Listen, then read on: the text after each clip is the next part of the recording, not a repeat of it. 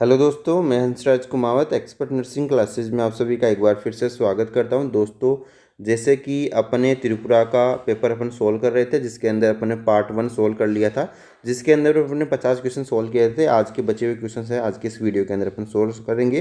तो आज मैं आपके लिए लेके आ गया हूँ त्रिपुरा सीएचओ का पार्ट 2, जिसके अंदर क्वेश्चन नंबर 51 से अपन स्टार्ट करने वाले हैं। लेकिन स्टार्ट करने से पहले मैं सभी को बता देना चाहता हूं दोस्तों, जिन्होंने भी चैनल को ऑलरेडी सब्सक्राइब कर रखा है वो वीडियो को अधिक से अधिक शेयर कर दें। और जिन्होंने चैनल को तो सब्सक्राइब कर रखा है लेकिन घंटी के निशान को ऑल पर प्रेस नहीं कर रखा, वो घंटी के निशान को ऑल पर जरूर प्रेस कर ले ताकि सारे वीडियोज़ की नोटिफिकेशन मिल सके। और जिन्होंने सब्सक्राइब भी नहीं कर रखा वो क्या करेंगे, नीचे जो रेड कलर में सब्सक्राइब का बटन है उसको अभी सब्सक्राइब कर लेंगे।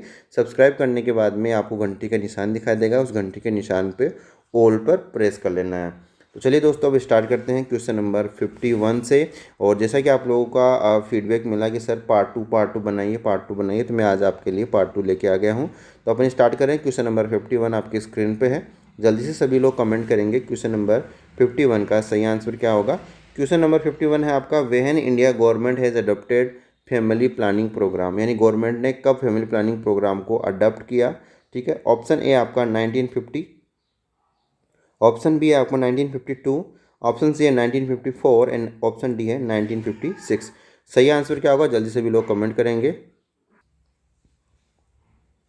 हाँ तो दोस्तों, सही आंसर क्या होगा। इसके साथ ही दोस्तों, मैं आप सभी का नाम नहीं लूँ तो उसको माइंड नहीं करना है, आपको जो अपनी स्टडी पे फोकस करना है, क्योंकि अपने को ज़्यादा से ज़्यादा क्वेश्चन यहाँ पे सोल्व करने हैं। तो जल्दी से भी लोग कमेंट करेंगे क्वेश्चन नंबर 51 का सही आंसर क्या होगा। क्या होगा सही आंसर, जल्दी से भी लोग यहाँ पे कमेंट करते हुए जल्दी से सभी लोग कमेंट करेंगे।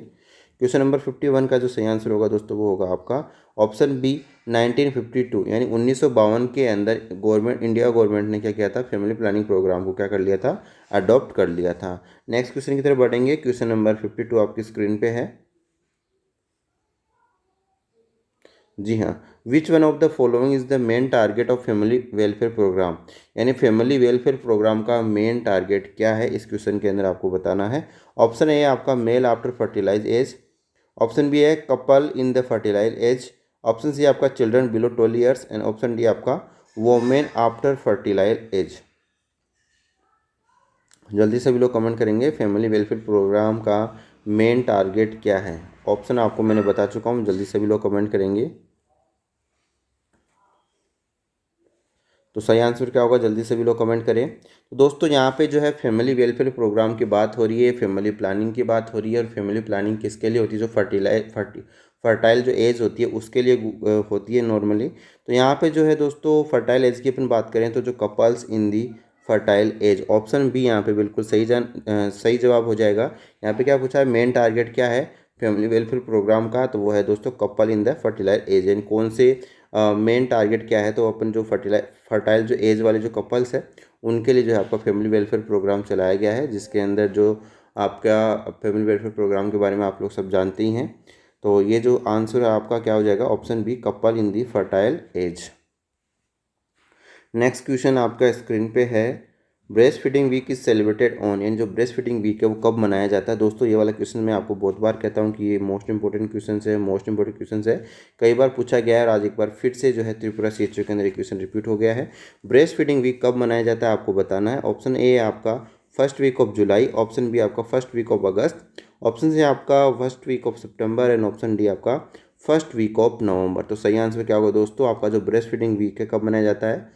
जल्दी से यहाँ पे सभी लोग कमेंट करते हुए क्वेश्चन नंबर 53 का सही आंसर क्या होगा। क्वेश्चन नंबर 53 का सही आंसर होगा option B first week of August, यानी पहले वीक जो अगस्त होता है 1 से 7 दिन का जो समय होता है वो ब्रेस्ट फीडिंग वीक के रूप में अपन मनाते हैं।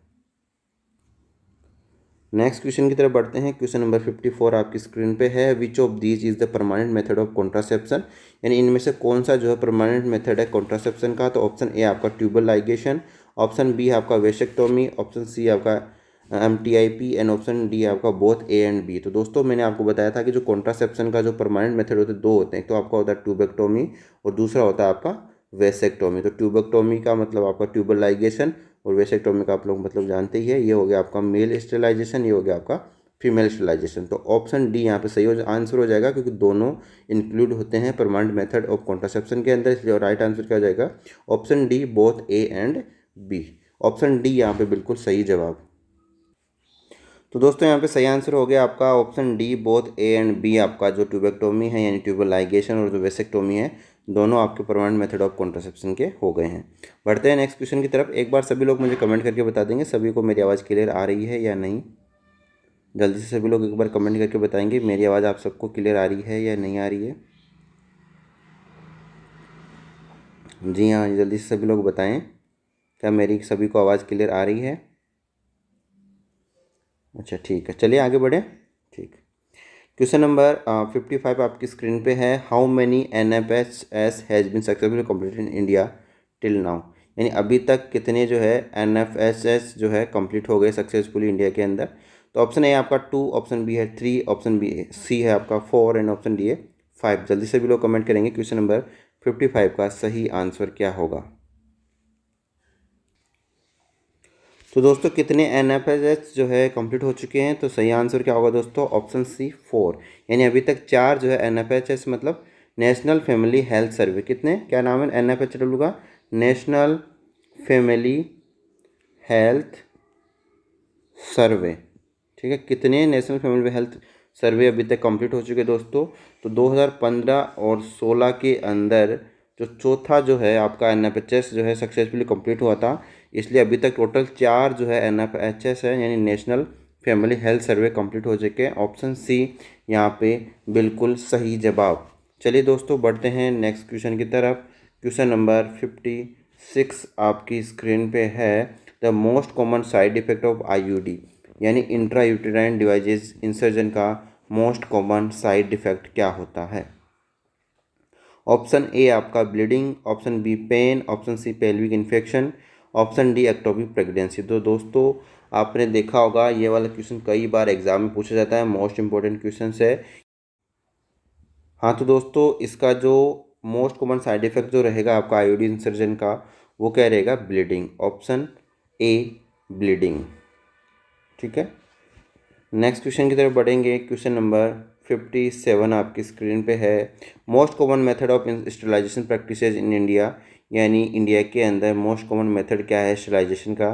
तो ऑप्शन ए आपका मेल स्टरलाइजेशन, ऑप्शन बी आपका फीमेल स्टरलाइजेशन, ऑप्शन सी आपका both equally common and option D है ऑल ऑफ दी अबव। जल्दी से भी लोग कमेंट करेंगे क्वेश्चन नंबर 57 का सही आंसर क्या होगा।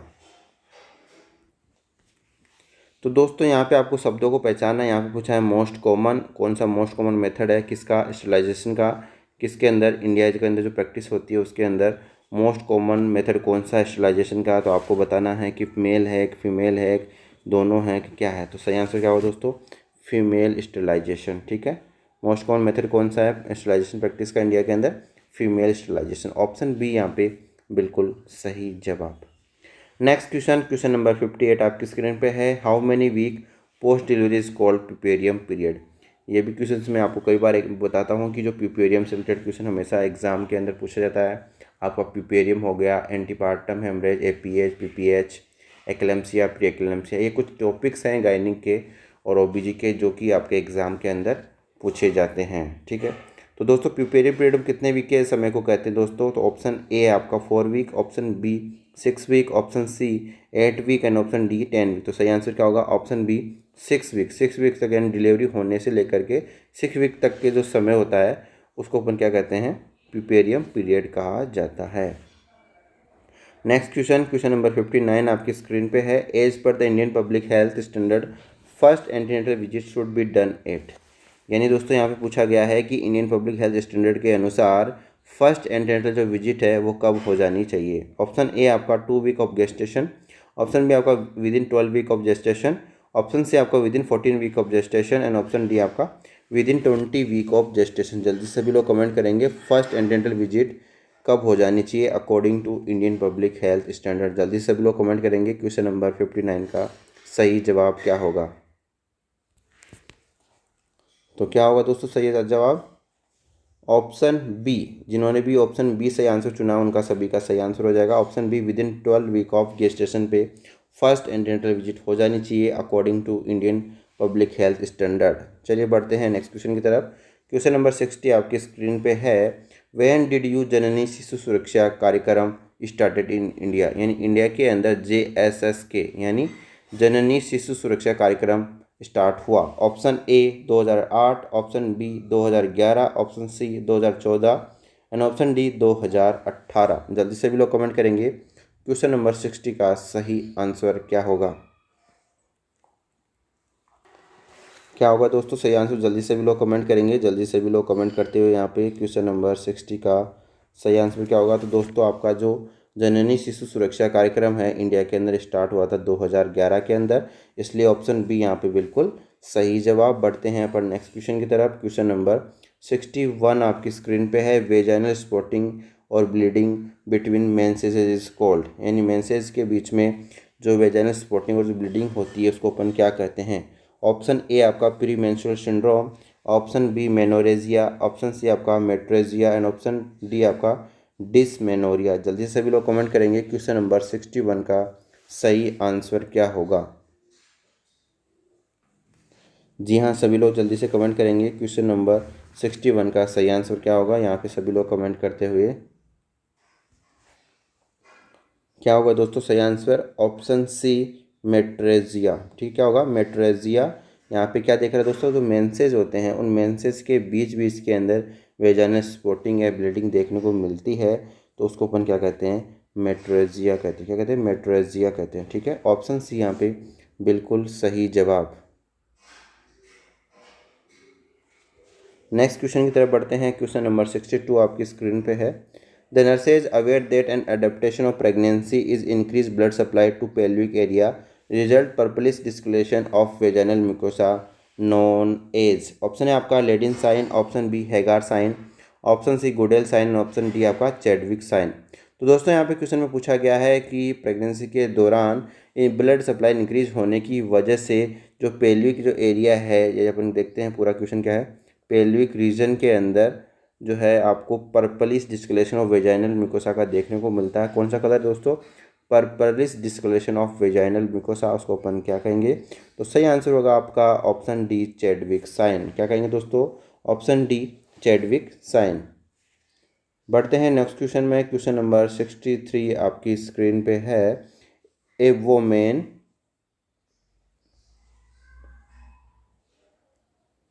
जी हाँ, a women is diagnose to have severe anaemia when the haemoglobin is below.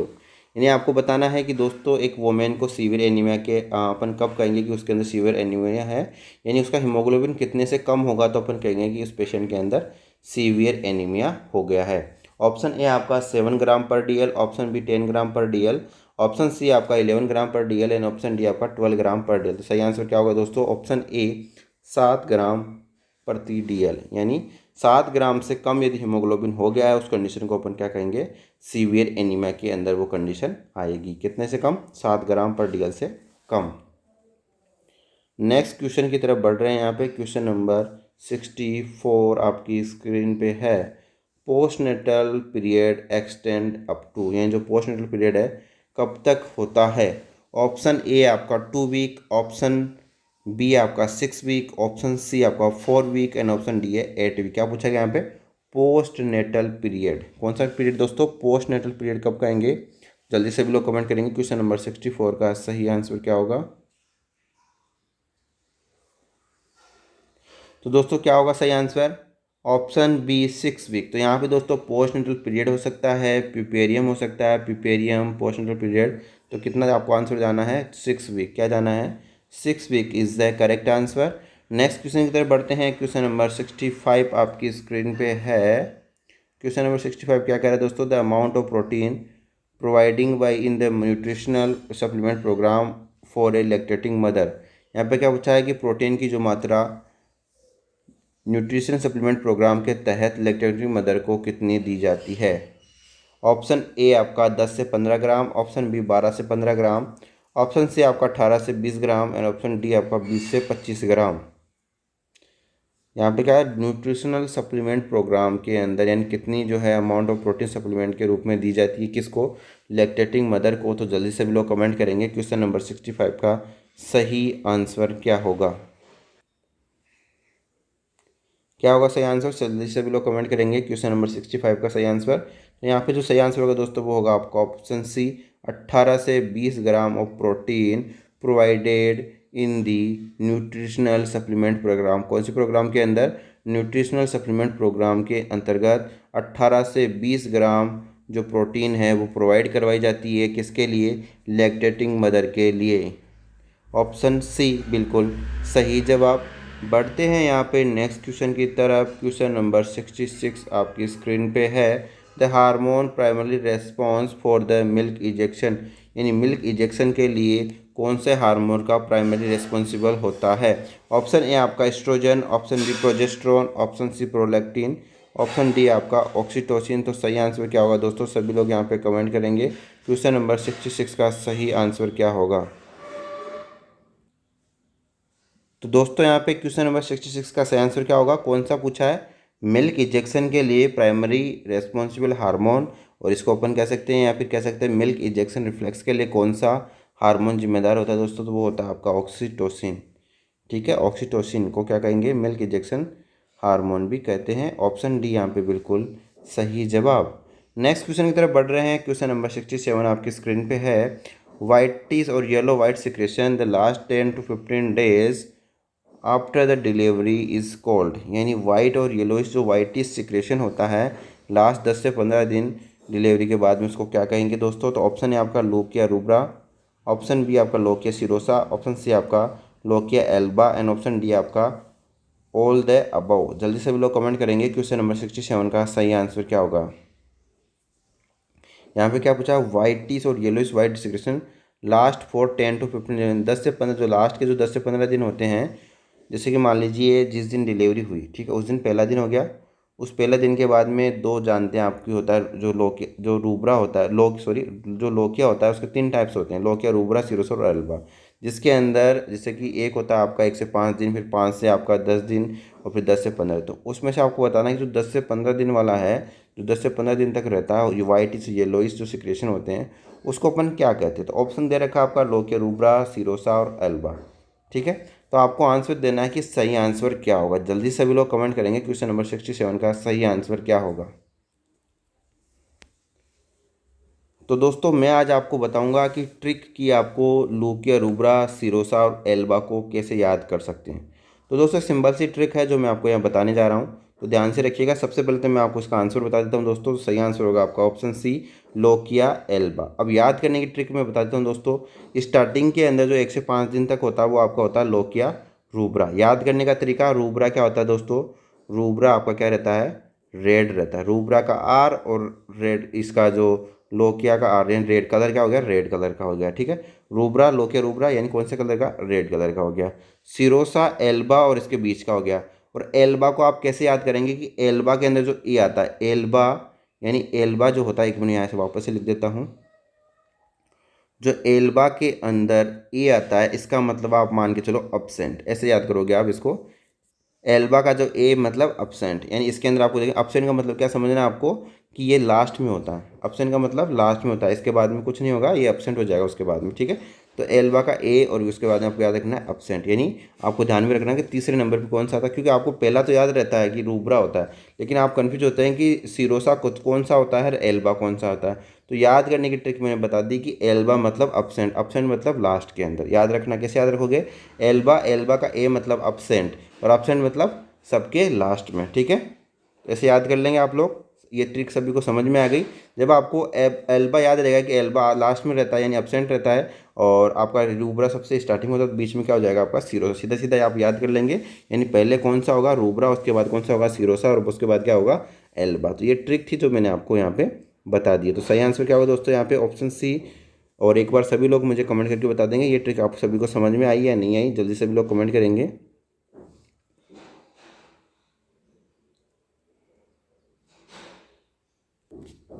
तो आगे बढ़े। क्वेश्चन नंबर 68 आपकी स्क्रीन पे है।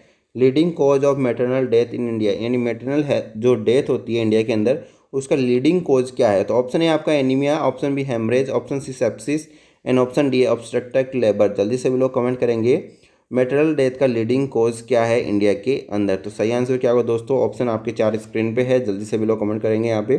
जी हाँ, यहाँ पे सभी लोग कमेंट करते हुए क्वेश्चन नंबर 68 का सही आंसर क्या होगा दोस्तों? Option B haemorrhage. क्या होगा सही answer? Option B. Next question की तरफ बढ़ते हैं। जननी सुरक्षा योजना यानी JSY programme focus on reduction of, यानी जो जननी सुरक्षा योजना है, जो प्रोग्राम चलाया गया था वो किसके रिडक्शन के लिए, किसको रिड्यूस करने के लिए फोकस किया गया इसके अंदर। ऑप्शन ए आपका maternal and neonatal mortality, option B आपका गर्ल मोर्टेलिटी, ऑप्शन सी आपका adolescent mortality and option D आपका नन ऑफ द दीज। तो याद करने का तरीका तो दोस्तों आपको पता ही है, जननी का मतलब आप समझते ही हो। जननी मतलब जो कि जननी यानी अपन कह सकते हैं जो प्रेग्नेंट वोमेन है, ठीक है। तो मतलब अपन कह सकते हैं मैटरनल। तो यहाँ पे जो है सही आंसर क्या होगा दोस्तों, option A maternal and neonatal mortality के लिए जो जननी सुरक्षा योजना है वो फोकस किया गया है इसके अंदर, ठीक है। जननी सुरक्षा योजना किस पे फोकस करती है, मैटरनल न्यूनेटल मोर्टेलिटी को रिड्यूस करने के लिए फोकस करती है। ऑप्शन ए यहाँ पे बिल्कुल सही जवाब हो जाएगा। बढ़ते हैं यहाँ पे नेक्स्ट क्वेश्चन की तरफ। क्वेश्चन नंबर 70 आपकी स्क्रीन पे है। The adolescent people are in the age group as per WHO, यानी WHO के अनुसार जो एडोलेसेंट पीपुल होते हैं उनकी एज ग्रुप कौन सा एज ग्रुप के जो है उनको अपन कहेंगे कि एडोलेसेंट एज के हैं। ऑप्शन ए आपका 10 to 16 ईयर, ऑप्शन बी आपका 10 to 19 ईयर, ऑप्शन सी आपका 15 से 24 और ऑप्शन डी आपका 10 से 24 ईयर। जल्दी से भी लोग कमेंट करेंगे क्वेश्चन नंबर 70 का सही आंसर क्या होगा। जी हाँ, यहाँ पे बिल्कुल दोस्तों ये क्वेश्चन भी मोस्ट इंपॉर्टेंट क्वेश्चन है, इसको मोस्ट इंपॉर्टेंट नोट कर ले। ये क्वेश्चन भी कई बार एग्जाम में पूछा गया है कि जो एडोलेसेंट एज ग्रुप क्या है अकॉर्डिंग टू WHO। तो सही आंसर जो होगा इस क्वेश्चन का वो होगा आपका 10 से 19 साल। ऑप्शन बी यहाँ पे बिल्कुल सही जवाब हो जाएगा, 10 से 19 साल, यानी 10 to 19 ईयर्स का जो एज ग्रुप होता है उसको अपन एडोलेसेंट एज ग्रुप कहते हैं और उसको किसके द्वारा, according to WHO। Next question की तरफ बढ़ते हैं। क्वेश्चन नंबर 71 आपकी स्क्रीन पे है।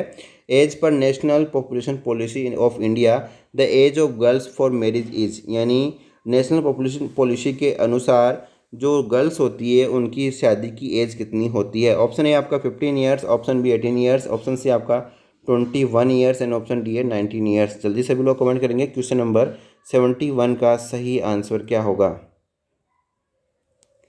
जैसा कि दोस्तों इस क्वेश्चन को कभी भी गलत नहीं करके आना, आपको इसलिए नहीं करके आना है कि दोस्तों आप सब लोग जानते हैं कि घर में अपन क्या कहते हैं, और आपने पहले एक एडवर्टाइजमेंट भी आता था कि 18 की लड़की और 21 का लड़का, ऐसे एक और एडवर्टाइजमेंट आता था अपने जो भी न्यूज़ चैनल होते थे या फिर टीवी पे अपन जब लोग पहले देखते थे दूरदर्शन, तो उस पर भी एक चैनल ऐड आता था कि लड़की 18 की और लड़का 21 साल। तो आप याद कर सकते हैं, ये टेक्निक है। तो यहाँ पे पूछिए गर्ल्स की age according to national population policy किसके लिए, शादी के लिए। तो सही आंसर क्या हो जाएगा, ऑप्शन बी 18 साल लड़की की और 21 साल क्या होती है, लड़की की, according to national population policy of India. तो ऑप्शन बी यहाँ पे बिल्कुल सही जवाब होगा। गर्ल्स के लिए पूछी थी ये मैरिज की, शादी की एज कितनी होती है, 18 साल। नेक्स्ट क्वेश्चन की तरफ बढ़ते हैं। क्वेश्चन नंबर 72 आपकी स्क्रीन पे है। The meaning of ARSH under RMNCH+A programme, यानी जो RMNCH+A प्रोग्राम है उसके अंतर्गत ARSH का फुल फॉर्म क्या होता है। तो आपका ऑप्शन ए आपका adolescent reproductive and sexual health, option B आपका adolescent reproductive and social health, option C आपका adolescent regulation and sexual health and option D आपका adolescent reward and sexual health. जल्दी से भी लोग कमेंट करेंगे क्वेश्चन नंबर 72 का सही आंसर क्या होगा। तो दोस्तों ये क्वेश्चन आपका कभी भी गलत नहीं होना चाहिए, सिंपल सी बात है। इतने सारे प्रोग्राम जो भी प्रोग्राम चलाए जा रहे हैं, एडोलेसेंट तो आप सब लोग पता ही है। तो नॉर्मली जो भी प्रोग्राम होते हैं आपका जो रिप्रोडक्टिव और जो सेक्सुअल हेल्थ है उसी से रिलेटेड ज़्यादातर प्रोग्राम होते हैं। जो अपन बात करें जो जिनके अंदर मेनली मैटरनिटी और ये सब बातें हैं उसके अंदर जो मेनली जो प्रोग्राम चलाए जाते हैं, क्योंकि ज़्यादातर आपने देखा होगा कि मातृ मृत्यु दर और जो आपकी जो एज ग्रुप है, जो एडोलेसेंट एज ग्रुप है उसी के अंदर ज़्यादा डेथ भी देखने को मिलती है। ज़्यादातर मेनली ये जो रिप्रोडक्टिव एज होती है उसके अंदर नॉर्मल देखने को मिलते हैं, इसलिए इसमें एनीमिया की जो भी कमी, जो एनीमिया देखने को मिलता है उन्हीं सबको दूर करने के लिए यहाँ पे जो है आपके प्रोग्राम चलाए जाते हैं। इसलिए इस क्वेश्चन का सही आंसर क्या हो जाएगा दोस्तों, option A adolescent reproductive and sexual health क्या हो जाएगा, रिप्रोडक्टिव एंड सेक्सुअल हेल्थ। आपको आंख बंद करके भी ये चीज़ ध्यान में रखनी है कि जब भी बात आएगी तो रिप्रोडक्टिव और सेक्सुअल हेल्थ की ही बात आएगी, जब इस प्रोग्राम के अंदर बात आएगी, या फिर दूसरी आपकी एनीमिया से रिलेटेड हो सकती है। ठीक है, तो सही आंसर क्या हो जाएगा, option A adolescent reproductive and sexual health, option A यहाँ पे बिल्कुल सही जवाब। बढ़ते हैं यहाँ पे नेक्स्ट क्वेश्चन की तरफ। Question number 73, episiotomy has to be done during, यानी जो एपिजियोटोमी की जाती है वो कब की जाती है। मोस्ट इंपॉर्टेंट क्वेश्चन कई बार एग्जाम में पूछा जाता है। ये क्वेश्चन एम्स के लेवल का क्वेश्चन है, एम्स के अंदर भी एक क्वेश्चन पूछा जाता है। ऑप्शन है आपका first stage of labour, option B second stage of labour, option C आपका third stage of labour and option D none of the above. जल्दी सभी लोग कमेंट करेंगे क्वेश्चन नंबर 73 का सही आंसर क्या होगा। तो दोस्तों यहाँ पे क्वेश्चन में क्या पूछा गया, episiotomy has to be done during, यानी कब एपिजियोटोमी की जाती है। तो दोस्तों सही आंसर होगा आपका option B second stage of labour. अब इसके अंदर स्पेसिफिक आपको पूछ लिया जाए कि आपको एपिजियोटोमी, जैसे दोस्तों आप यदि जिन्होंने भी डिलीवरी रूम में काम किया होगा उनको पता होगा कि एपिजियोटोमी कब करते हैं नॉर्मली, तो आप बुक्स के अंदर भी पढ़ेंगे या फिर आप लोगों ने प्रैक्टिकल भी किया होगा। तो जब बेबी का जो हेड आपको दिखाई दे रहा होता है, यानी उसको अपन कहते हैं क्राउनिंग, जब बेबी का हेड आपको थोड़ा स्ट्रेच करते हुए बाहर की तरफ निकलने की कोशिश कर रहा होता है, उस कंडीशन को अपन क्या कहते हैं, क्राउनिंग करते हैं। और क्राउनिंग के समय, at the time of crowning, आपको क्या करते हैं, एपिजियोटोमी करते हैं, यानी second stage of labour. Option B यहाँ पे सही आंसर हो जाएगा। स्पेसिफिक पूछा जाएगा आपको क्या ध्यान रखना है, eight the time of crowning, crowning के समय आपको जो है एपिजियोटोमी करनी है। नेक्स्ट क्वेश्चन की तरफ बढ़ते हैं। क्वेश्चन नंबर 74 आपकी स्क्रीन पे है, weekly iron folic acid supplementation programme is meant for, यानी जो weekly iron and folic acid supplementation programme का क्या मीनिंग होता है। ऑप्शन है आपका adolescent girl and lactating mothers, option B आपका adolescent boy, pregnant mother and lactating, option C आपका pregnant women and option D आपका एडोलेसेंट बॉयज एंड गर्ल। जल्दी से सभी लोग कमेंट करेंगे क्वेश्चन नंबर 74 का सही आंसर क्या होगा।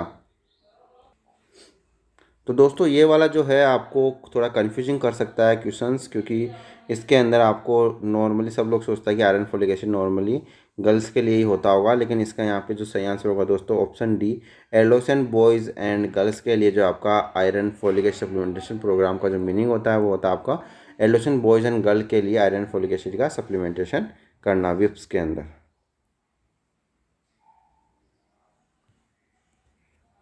नेक्स्ट क्वेश्चन, क्वेश्चन नंबर 75 आपकी स्क्रीन पे है, the colour of lochia rubra. Lochia rubra का जो कलर होता है वो कैसा होता है दोस्तों, तो वो कलर कैसा होता है दोस्तों।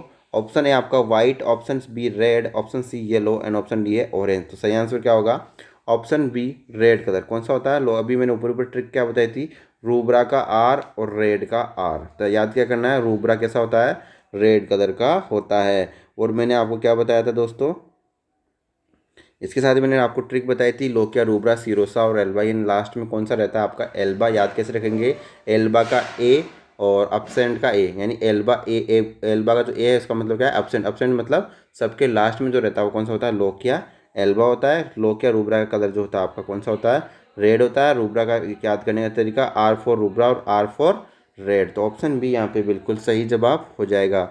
यदि आपको वीडियो पसंद आया हो तो वीडियो को लाइक करें, शेयर करें, और यदि आपने अभी भी चैनल को सब्सक्राइब नहीं किया हो तो नीचे रेड कलर में सब्सक्राइब का बटन है, अभी सब्सक्राइब कर लीजिए। सब्सक्राइब करने के बाद में आपको घंटी का निशान दिखाई देगा, उस घंटी के निशान को आप ऑल पर जरूर प्रेस कर लें, ताकि कल की जब भी क्लास स्टार्ट होगी तो इसकी नोटिफिकेशन आप सबको मिल सके।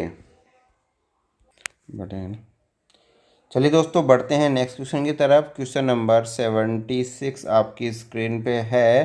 क्वेश्चन नंबर 76 में बताया गया कि जो पेंटावलेंट वैक्सीन जो दी जाती है उसके अंदर कौन कौन से वीक के अंदर दी जाती है। ऑप्शन है आपका 4, 8 और 12 वीक, ऑप्शन बी 5, 10 और 15 वीक, ऑप्शन सी आपका 6, 10, 14 वीक एंड ऑप्शन डी है 4, 8 और 16 वीक।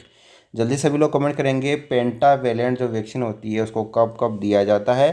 तो दोस्तों आपका 1.5 महीने, 2.5 महीने और 3.5 महीने पे ये दी जाती है, यानी 6 महीने, सॉरी 6 वीक, 10 वीक और 14 वीक्स पे आपकी पेंटावेलेंट वैक्सीन दी जाती है। 6 वीक के अंदर आपको पता है 1.5 महीना होता है, 10 वीक के अंदर पता आपको 2.5 महीना होता है, 14 वीक के अंदर आपका 3.5 महीना होता है। ठीक है, तो सही आंसर क्या होगा दोस्तों, ऑप्शन सी पेंटावेलेंट वैक्सीन जो आपकी दी जाती है 6, 10 और 14 वीक पे दी जाती है। बढ़ते हैं नेक्स्ट क्वेश्चन की तरफ। क्वेश्चन नंबर 77 आपकी स्क्रीन पे है, the route of administration of DPT vaccine. जो डीपीटी वैक्सीन दी जाती थी उसका रूट ऑफ एडमिनिस्ट्रेशन क्या होता है। डीपीटी मतलब डिप्थीरिया, पर्टुसिस और टिटनेस। जो वैक्सीन दी जाती है उसका रूट ऑफ एडमिनिस्ट्रेशन क्या होता है दोस्तों। तो ऑप्शन है आपका intradermal, option B subcutaneous, option C intramuscular and option D है इंट्रावीनस। तो कौन से रूट से दी जाती है डीपीटी वैक्सीन, इंट्रामस्कुलर रूट से दी जाती थी। ऑप्शन सी यहाँ पे बिल्कुल सही जवाब, ऑप्शन सी। बढ़ते हैं नेक्स्ट क्वेश्चन की तरफ। क्वेश्चन नंबर 78 आपकी स्क्रीन पे है, the children has disorder of return expression is known as. यहाँ पे दिया गया है कि चिल्ड्रन है जिसके अंदर डिसऑर्डर देखने को मिल रहा है, कौन सा, रिटन एक्सप्रेशन इज नोन है, जिसको अपन क्या कहेंगे, ऑप्शन है आपका डिसलेक्सिया, ऑप्शन है आपका डिसकैलकुलिया, ऑप्शन सी आपका डिसग्राफिया एंड ऑप्शन डी आपका डिसआर्थिया। जल्दी से भी लोग कमेंट करेंगे क्वेश्चन नंबर 78 का सही आंसर क्या होगा। तो दोस्तों क्वेश्चन नंबर 78 का जो सही आंसर होगा उसमें क्या पूछा गया है, तो रिटर्न एक्सप्रेशन करने में जो डिसऑर्डर देखने को मिलता है, रिटर्न एक्सप्रेशन नहीं कर पाता है, यानी उसके अंदर कोई डिसऑर्डर होता है, उसको अपन कंडीशन को जो कहते हैं क्या कहते हैं, ऑप्शन सी डिसग्राफिया, क्या कहते हैं, डिसग्राफिया कहा जाता है। डिसग्राफिया नोट कर लें, इंपॉर्टेंट क्वेश्चन है dysgraphia. Next question, question number 79 आपकी स्क्रीन पे है। INAP स्टैंड्स फॉर, यानी जो INAP है उसकी फुल फॉर्म आपको बतानी है। ऑप्शन ए आपका India nurses and paediatrician, option B है India newborn action plan, option C Indian new association with public and option D आपका नन ऑफ द अबव। तो INAP की जो फुल फॉर्म है दोस्तों वो आपका India newborn action plan, option B यहाँ पे बिल्कुल सही जवाब हो जाएगा। जिन जिन स्टूडेंट्स ने ऑप्शन बी आंसर चूज़ किया है उनका बिल्कुल यहाँ पे सही जवाब, जिन्होंने कुछ गलत आंसर चूज़ किया है वो अपना आंसर सही कर लेंगे। ऑप्शन बी यहाँ पे बिल्कुल सही जवाब होगा, India newborn action plan, option B is the correct answer. Next question, question number 80 आपकी स्क्रीन पे है। In children with diarrhoea the main aim of ORS therapy is. तो दोस्तों क्वेश्चन 80 में पूछा गया है कि जो चिल्ड्रन है जिनको डायरिया हो गया है उनको जो ORS थेरेपी देते हैं, यानी ओरल रिहाइड्रेशन जो सॉल्यूशन अपन देते हैं, जो थेरेपी अपन देते हैं जो डायरिया वाला जो चिल्ड्रन होता है उस पेशेंट के अंदर, तो उस ORS थेरेपी देने का मेन एम क्या है। तो ऑप्शन ए आपका prevent dehydration, option B reduce mortality, option C to correct water and electrolyte deficit and option D आपका ऑल ऑफ द अबव। तो सही आंसर क्या होगा दोस्तों, option D all the above. क्यों होगा दोस्तों, क्योंकि जो ORS थेरेपी दी जाती है उसके अंदर आप देखते हैं कि उसके अंदर ग्लूकोज भी होता है, इलेक्ट्रोलाइट्स भी होते हैं, सोडियम पोटेशियम भी होते हैं, क्लोराइड भी होता है। तो यहाँ पे जो दोस्तों डिहाइड्रेशन को प्रिवेंट करने के लिए भी दी जाती है, और आपको पता है कि डायरिया की वजह से डेथ भी हो जाती है चिल्ड्रन के अंदर, तो इसलिए जो है मोर्टेलिटी को रिड्यूस करने के लिए भी एक तरह से इसको दिया जाता है। इसके साथ ही इसके अंदर जो इलेक्ट्रोलाइट्स होते हैं उनको जो भी सही करता है, वाटर को भी बैलेंस करके रखता है, इसलिए ये to correct water and electrolyte deficit को करेक्ट करने के लिए भी दिया जाता है। इसलिए इस क्वेश्चन का सही आंसर क्या हो जाएगा, ऑल ऑफ द अबव। बढ़ते हैं यहाँ पे नेक्स्ट क्वेश्चन की तरफ। क्वेश्चन नंबर 81 आपकी स्क्रीन पे है। यहाँ पे क्वेश्चन 81 में पूछा गया है, a new born assess for Apgar score, यानी अबगार स्कोर असेस किया गया उस न्यू बॉर्न के अंदर 5 मिनट्स आफ्टर बर्थ, यानी बर्थ के 5 मिनट के बाद में। दैट स्कोर इज़ दैट 8, यानी उसका स्कोर कितना आया है, 8 आया। कितने में से, 10 में से उसका स्कोर कितना आया है दोस्तों, 8 आया है। वॉट डज द इंडिकेट, यानी ये क्या इस चीज़ को इंडिकेट कर रहा है। ऑप्शन ए आपका no depression, option B mild depression, option C moderate depression and option D है सीवियर डिप्रेशन। तो जल्दी सभी लोग कमेंट करेंगे क्वेश्चन नंबर 81 का सही आंसर क्या होगा। तो क्या होगा दोस्तों, यहाँ पे जैसे कि मैं आपको बता चुका हूँ कि जो Apgar score, normal Apgar score होता है वो कितना होता है आपका 8 से 10। कितना होता है नॉर्मल स्कोर होता है, नॉर्मल स्कोर कितना होता है दोस्तों, 8 से 10 इसका नॉर्मल स्कोर होता है। तो यहाँ पे सही आंसर क्या हो जाएगा, ऑप्शन ए नो डिप्रेशन, उसके अंदर कोई डिप्रेशन नहीं है क्योंकि ये नॉर्मल है, इसलिए नो डिप्रेशन। ऑप्शन ए यहाँ पे बिल्कुल सही जवाब हो जाएगा क्वेश्चन नंबर 81 का। नेक्स्ट क्वेश्चन की तरफ बढ़ते हैं। क्वेश्चन नंबर 82 आपकी स्क्रीन पे है। The recommended dose of vitamin A supplementation orally once in every 6 month, यानी प्रत्येक 6 मंथ में। The recommendation dose of vitamin A supplement to be administered orally once in every 6 month for a 3 year old child, यानी 3 साल तक के जो बच्चा है, 3 साल के बच्चे को जो एवरी 6 मंथ में जो अपन विटामिन ए की जो डोज देते हैं उसकी डोज कितनी होती है। ऑप्शन ए आपका 5000, ऑप्शन बी आपका 50,000, ऑप्शन सी आपका 1 लाख एंड ऑप्शन डी है 2 लाख इंटरनेशनल यूनिट। तो सही आंसर क्या होगा दोस्तों, कितनी विटामिन ए की डोज दी जाती है वो आपको बताना है। क्वेश्चन नंबर 82 का सही आंसर क्या होगा दोस्तों, क्या होगा सही आंसर, जल्दी से भी लोग कमेंट करेंगे। क्वेश्चन नंबर 82 का सही आंसर क्या होगा दोस्तों, यहाँ पे सही आंसर होगा आपका option D 2 lakh international unit. दोस्तों क्वेश्चन दो तरह से पूछा जा सकता है। एक तो आपको पूछा जा सकता है कि 9 मंथ की एज पे कितनी डोज देते हैं, एक आपको पूछा जा सकता है 1 ईयर की एज पे कितनी डोज देते हैं, एक आपका बीच में से कहीं से पूछ सकता है। तो आपको ध्यान रखना है कि जब 9 मंथ और 1 ईयर तक के बच्चे को आपको डोज देने की बात जब भी आएगी तो आपका जो आंसर जाएगा वो जाएगा 1 लाख इंटरनेशनल यूनिट। और जब आपको 1 साल के बाद में कोई भी पूछेगा तो उसका आंसर जाएगा आपका 2 लाख इंटरनेशनल यूनिट। तो इस चीज़ का आप लोग ध्यान रखना है। तो यहाँ पे पूछा गया था 3 साल तक के बच्चे के लिए, तो यहाँ पे क्या सही आंसर हो जाएगा 2 lakh international unit. Option D यहाँ पे बिल्कुल सही जवाब हो जाएगा। नेक्स्ट क्वेश्चन की तरफ बढ़ते हैं। क्वेश्चन नंबर 83 आपकी स्क्रीन पे है। The immunoglobulin which protect the newborn against एंट्रिक infection is, यानी कौन सा इम्यूनोग्लोबिन है जो कि न्यूबॉर्न को प्रोटेक्ट करता है एंटेरिक इन्फेक्शन के लिए, यानी एंटेरिक इन्फेक्शन के प्रति ये जो है न्यूबॉर्न को प्रोटेक्ट कर रहा है, तो वो कौन सा इम्यूनोग्लोबिन है। ऑप्शन ए आपका IgA, option B IgD, option C IgM, option D none of the above. तो सही आंसर क्या होगा दोस्तों इस क्वेश्चन का, क्वेश्चन नंबर 83 का। दोस्तों आपने देखा होगा कि जो मदर जो बेबी होता है, न्यूबॉर्न होता है, या वो जो इन्फेंट होता है वो क्या करता है, मदर की ब्रेस्ट मतलब मदर से अपन मिल्क लेता है, मतलब ब्रेस्ट फीडिंग करता है। तो ब्रेस्ट फीडिंग करेगा तो अपने को पता है कि ह्यूमन मिल्क के अंदर, ठीक है, यानी जब मदर बेबी को ब्रेस्ट फीडिंग करवा रही होती है तो जो ह्यूमन मिल्क होता है उसके अंदर आपका जो हीमोग्लोबिन होता है वो होता है आपका IgA। मैं आपको बता दिया कि सभी सिक्रेशन के अंदर कौन सा इम्यूनोग्लोबिन मेनली प्रेजेंट होता है, तो वो होता है आपका इम्यूनोग्लोबिन A। तो यहाँ पे जो इम्यूनोग्लोबिन A है वो आपके किस में प्रेजेंट है, मिल्क के अंदर प्रेजेंट है। तो मिल्क क्या कर रहा है, बेबी सक करेगा, सक करेगा मतलब ब्रेस्ट फीडिंग करेगा, तो ब्रेस्ट फीडिंग करेगा तो जो मिल्क है वो आपका इंटेस्टाइन के अंदर जाएगा, मतलब पूरी जो डाइजेस्टिव ट्रैक्ट है उसके अंदर जाएगा। तो वहाँ पे जो है यहाँ पे पूछा कि एंट्रिक इन्फेक्शन को प्रिवेंट करने के लिए, क्योंकि इम्यूनोग्लोबिन कौन सा होता है मिल्क के अंदर, IgA होता है, इसलिए यहाँ पे कुछ जो एंट्रिक इन्फेक्शन को प्रिवेंट करने के लिए कौन सा इम्यूनोग्लोबिन जो है प्रोटेक्ट करता है, तो वो हो जाएगा आपका ऑप्शन ए IgA, यानी immunoglobulin A।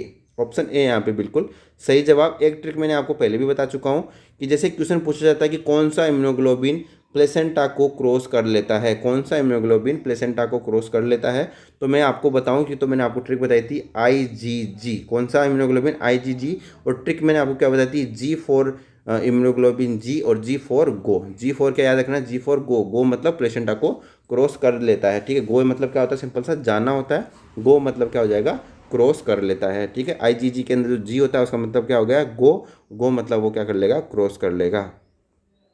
Next question, question number 84 आपकी स्क्रीन पे है।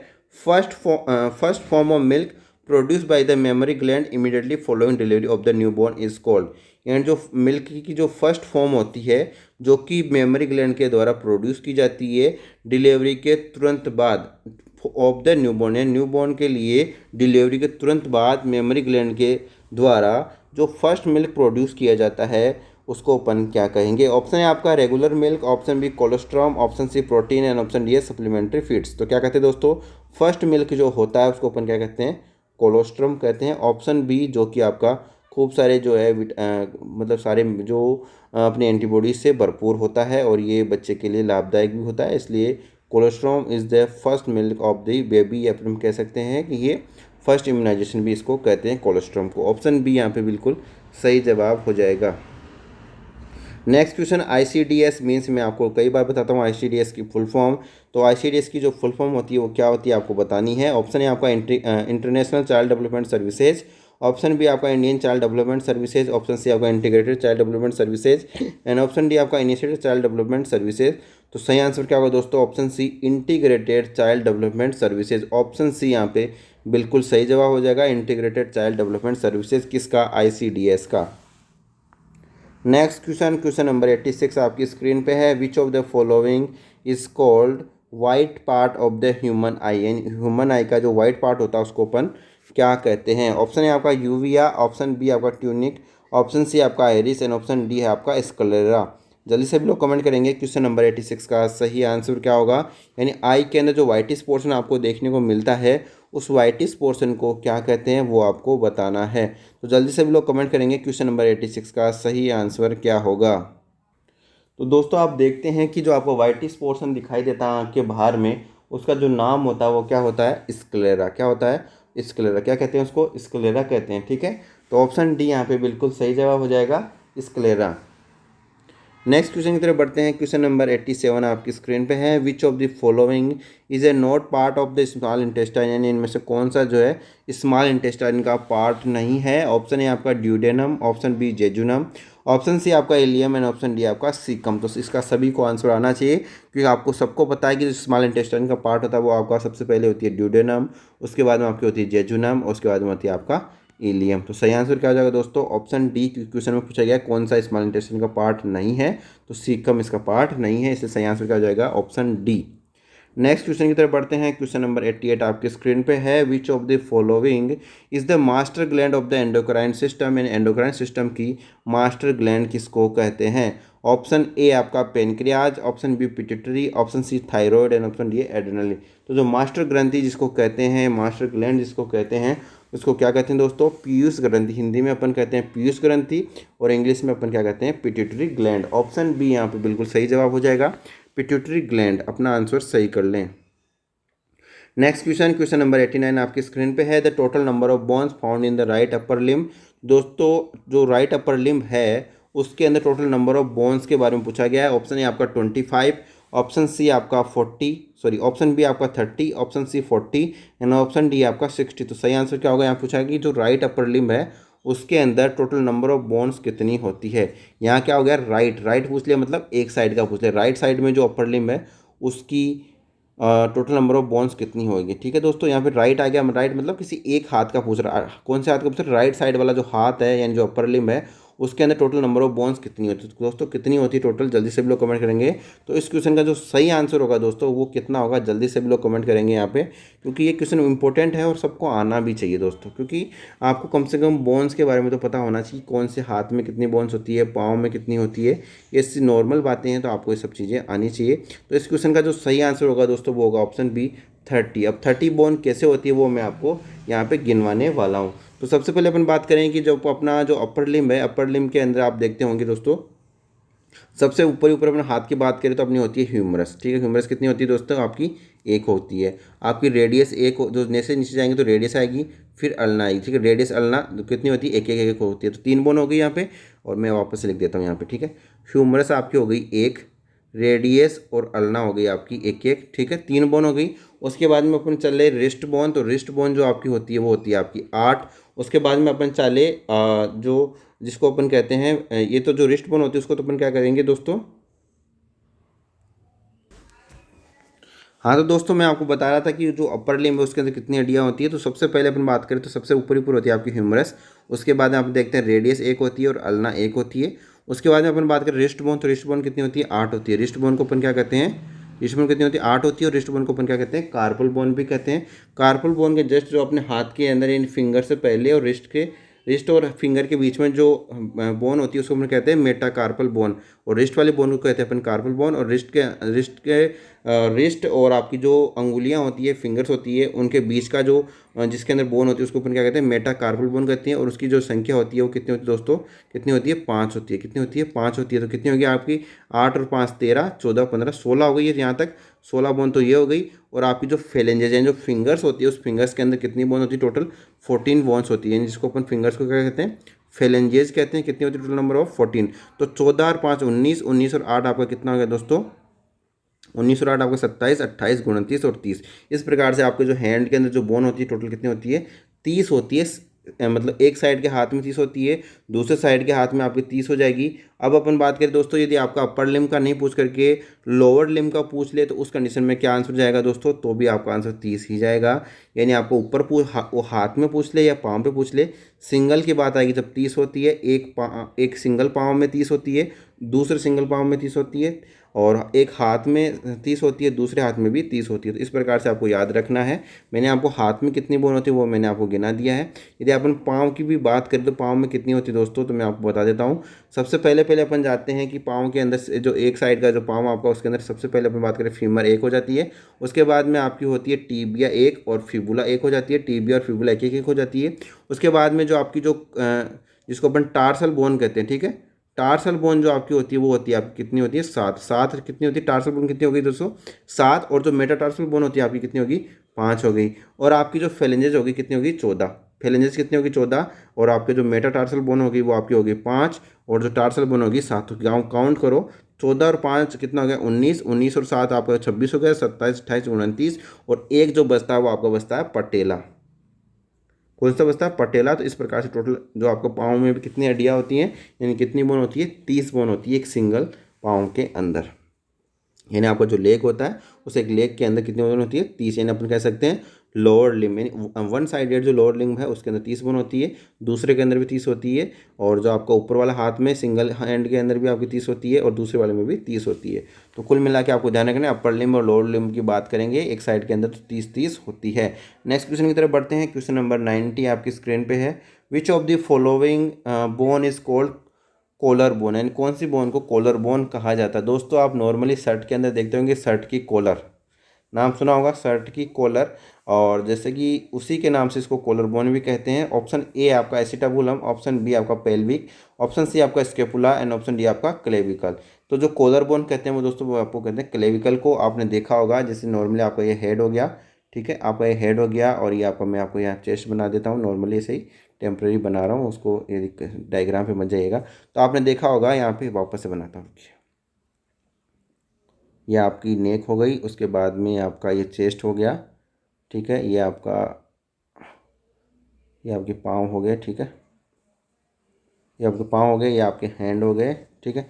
तो यहाँ पे जो आपने देखा होगा एक उभरी हुई हड्डी दिखती है आपको यहाँ पे इस प्रकार से, ठीक है, एक जो हड्डी दिखती है आपको यहाँ पे ऊपर ही ऊपर आप देखते होंगे, उसको अपन क्या कहते हैं क्लेविकल बोन कहते हैं। इस क्लेविकल बोन को ही क्या कहते हैं कॉलर बोन भी कहा जाता है। ऑप्शन डी यहाँ पे बिल्कुल सही जवाब हो जाएगा, क्लेविकल को कॉलर बोन भी कहा जाता है। ऑप्शन डी यहाँ पे बिल्कुल करेक्ट आंसर हो जाएगा। नेक्स्ट क्वेश्चन की तरफ बढ़ते हैं। क्वेश्चन नंबर 91 आपकी स्क्रीन पे है।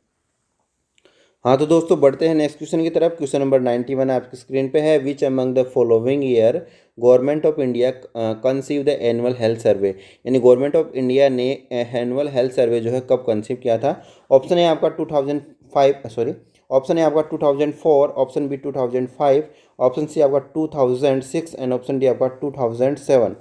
तो सही आंसर क्या होगा दोस्तों क्वेश्चन नंबर 91 का। जो गवर्नमेंट ऑफ इंडिया है उसने एनुअल हेल्थ सर्वे जो कंसीव किया था वो कब किया था 2005 के अंदर। ऑप्शन बी यहाँ पे बिल्कुल सही जवाब। जिन्होंने भी ऑप्शन बी चूज किया उनका बिल्कुल यहाँ पे सही आंसर हो जाएगा। बढ़ते हैं यहाँ पे नेक्स्ट क्वेश्चन की तरफ। क्वेश्चन नंबर 92 आपकी स्क्रीन पे है। Which ministry has recently link an agreement with ministry of Ayush to control malnutrition, यानी कौन सी मिनिस्ट्री है जिसने रिसेंटली लिंक किया है एग्रीमेंट किसके साथ, मिनिस्ट्री ऑफ आयुष के साथ में जो है एग्रीमेंट लिंक किया है किसके लिए, माल न्यूट्रिशन को कंट्रोल करने के लिए। तो वो कौन सी मिनिस्ट्री है उसका नाम बताना है।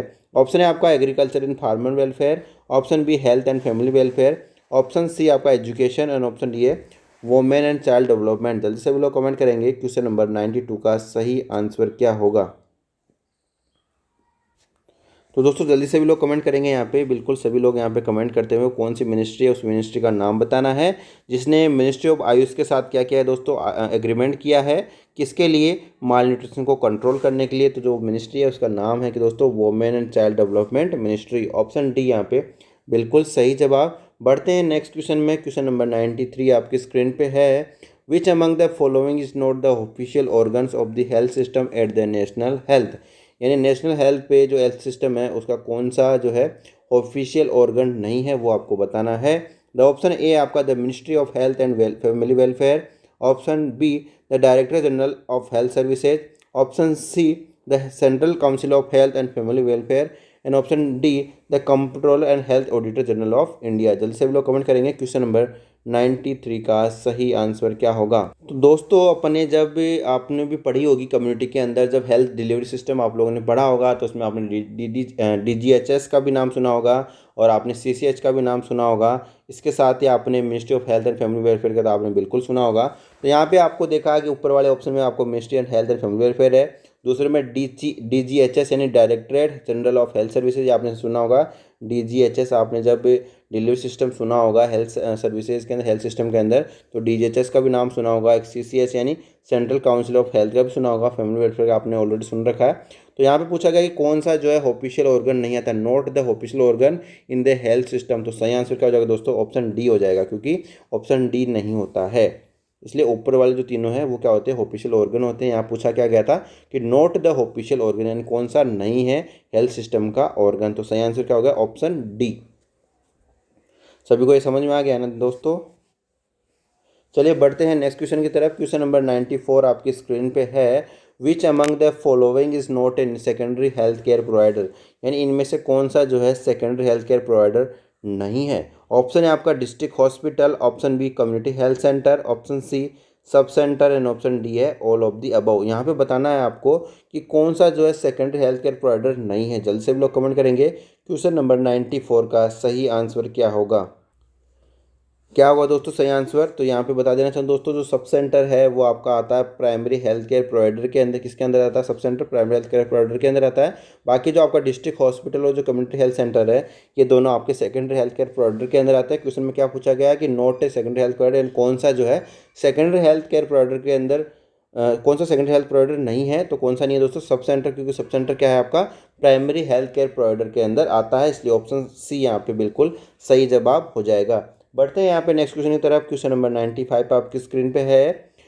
The national rural health mission यानी जो NRHM है was launch by the honourable prime minister on, यानी जो हॉनरेबल प्राइम मिनिस्टर है उनके द्वारा जो NRHM जो लॉन्च हुआ था वो कब हुआ था। ऑप्शन है आपका 12 April 2005, option B 12 March 2006, option C 12 मई 2004 एंड ऑप्शन डी है 12 अगस्त 2005। तो सही आंसर क्या होगा दोस्तों, ऑप्शन ए 12 अप्रैल 2005 को आपका नेशनल रूरल हेल्थ मिशन यानी जो NRHM क्या हुआ था, लॉन्च हुआ था। कब हुआ था, 12 अप्रैल 2005। ऑप्शन ए यहाँ पे बिल्कुल सही जवाब हो जाएगा। बढ़ते हैं नेक्स्ट क्वेश्चन की तरफ। क्वेश्चन नंबर 96 आपकी स्क्रीन पे है। कॉकबॉर्क डे यानी Tripuri language day is observe in Tripura on, इन त्रिपुरा के अंदर जो आपका कॉकबॉर्क डे यानी जिसको अपन कहते हैं त्रिपुरी लैंग्वेज डे कहते हैं, वो कब मनाया जाता है। ऑप्शन है आपका 18 जनवरी, ऑप्शन बी 17 जनवरी, ऑप्शन सी 19 जनवरी एंड ऑप्शन डी आपका 16 जनवरी। तो सही आंसर क्या होगा दोस्तों, आपका जो कॉकबॉर्क डे मनाया जाता है जिसको अपन त्रिपुरी लैंग्वेज डे भी कहते हैं, वो कब मनाया जाता है, त्रिपुरा के अंदर ही ये डे मनाया जाता है। तो सही आंसर क्या होगा, जल्दी से भी लोग कमेंट करेंगे क्वेश्चन नंबर 96 का सही आंसर क्या होगा। तो दोस्तों यहाँ पे क्वेश्चन नंबर 96 का जो सही आंसर होगा वो होगा आपका 19 जनवरी को आपका कॉकबॉर्क डे मनाया जाता है, जिसको त्रिपुरी लैंग्वेज डे भी कहा जाता है। कब मनाया जाता है, 19 जनवरी के अंदर। ये कहाँ पे मनाया जाता है, स्पेशली त्रिपुरा के अंदर ही मनाया जाता है। ऑप्शन सी यहाँ पे बिल्कुल सही जवाब। नेक्स्ट क्वेश्चन की तरफ बढ़ते हैं। क्वेश्चन नंबर 97 आपकी स्क्रीन पे है। The Bhuvaneshwari temple is located on the bank of which river, यानी कौन से जो है नदी है यानी कौन सी रिवर है वहाँ पे जो है आपका भुवनेश्वरी टेम्पल है। ऑप्शन है आपका Khowai, option B Gomati, option C है मन्नू एंड ऑप्शन डी है मुहोरी। जल्दी से भी लोग कमेंट करेंगे क्वेश्चन नंबर 97 का सही आंसर क्या होगा।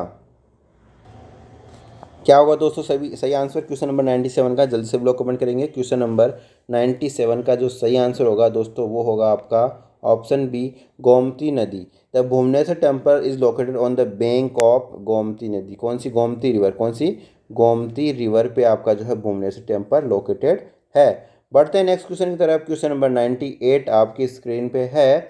Who was the first chief minister of Tripura, यानी त्रिपुरा का फर्स्ट चीफ मिनिस्टर कौन है। ऑप्शन ए आपका सचिंद्र लाल सिंह, ऑप्शन बी आपका प्रफुल्ला कुमार दास, ऑप्शन सी आपका नरिपेन चक्रवर्ती एंड ऑप्शन डी आपका समीर रंजन बर्मन। जल्दी से भी लोग कमेंट करेंगे फर्स्ट चीफ मिनिस्टर कौन है त्रिपुरा का। जल्दी से भी लोग कमेंट करेंगे कौन था फर्स्ट चीफ मिनिस्टर त्रिपुरा का। जी हाँ, जल्दी से भी लोग कमेंट करेंगे क्वेश्चन नंबर 98 का सही आंसर क्या होगा। क्या होगा दोस्तों सही आंसर, जल्दी से भी लोग कमेंट करेंगे। क्वेश्चन नंबर 98 का जो सही आंसर होगा वो होगा आपका ऑप्शन ए सचिंद्र लाल सिंह। क्या होगा सही आंसर, ऑप्शन ए।